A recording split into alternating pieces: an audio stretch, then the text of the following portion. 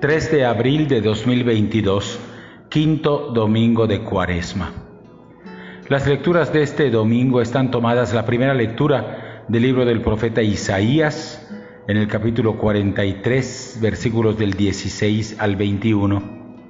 La segunda lectura está tomada del libro de la carta del apóstol San Pablo a los Filipenses, capítulo 3, versículos del 7 al 14.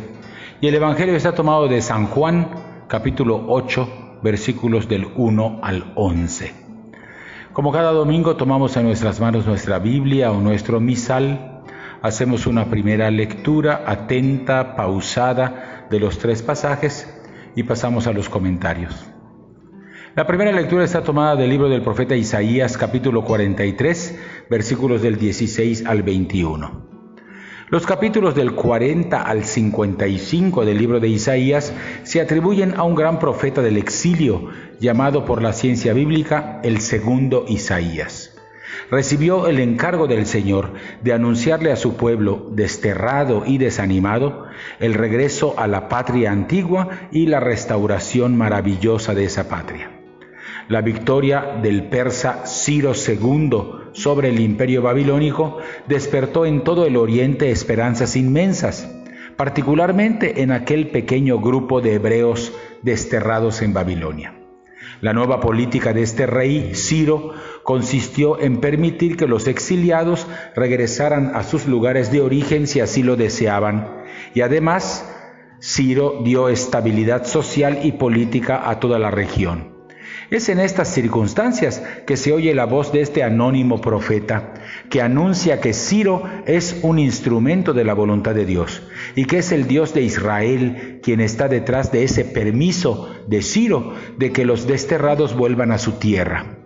La unidad completa abarca capítulo 43, versículos del 1 al 21. Recomiendo leer la unidad completa. Como referente para su anuncio gozoso, el profeta se sirve de la tradición del Éxodo.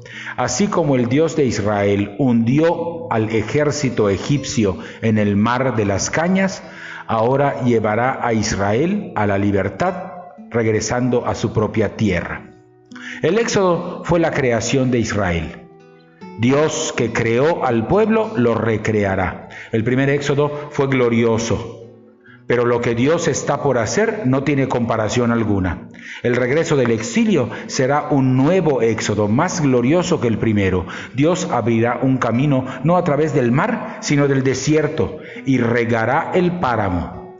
Pasará el pueblo de la opresión a la libertad, y no solo los seres humanos, sino hasta los animales alabarán y glorificarán a Dios. Entrará un pueblo recreado, completamente nuevo. Si la primera entrada a la tierra fue gloriosa, esta nueva la superará con creces. El tiempo del cautiverio babilónico terminó. El profeta anuncia, ese tiempo ya pasó y no volverá más. Ahora Israel deberá fijar la mirada en el futuro. Dios va a producir algo completamente nuevo. Los cristianos vemos en la Pascua de Jesús que se aproxima el término final de esta novedad anunciada. Por su muerte y resurrección, Jesús libera a su pueblo del pecado, y eso es mucho más que cualquier otro tipo de liberación humana.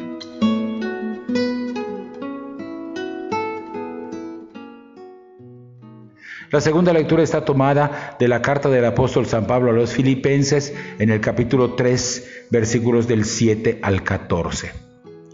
Pablo escribe la carta a los Filipenses desde una de sus estancias en la cárcel. Como ama de manera especial a los filipenses, les abre su corazón. Él había buscado la salvación cumpliendo los mandamientos de la ley oral y escrita, pero era consciente de que el cumplimiento de la ley tenía el riesgo de crear cierto sentido de autosuficiencia, como si el ser humano construyera su propia salvación.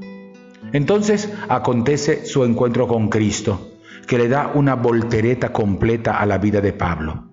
En Cristo, Pablo ha descubierto que el ser humano no se salva por sí mismo, sino que Dios lo salva por medio de la fe, que es la aceptación libre de esta salvación que Dios ofrece.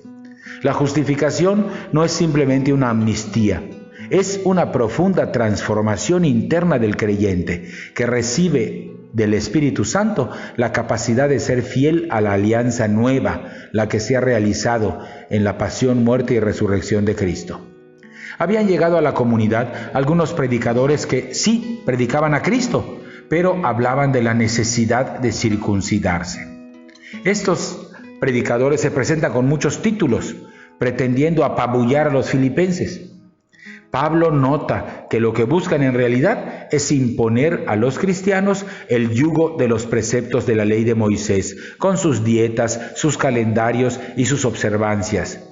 Y sólo así podrían llamarse verdaderos cristianos. Así que Pablo reacciona, urgiendo a los creyentes a que distingan el oro del oropel. Pablo coloca en el centro de la vida el conocimiento de Cristo. No se trata de un saber acerca de Cristo como si fuera asunto solo de la inteligencia o de la cabeza.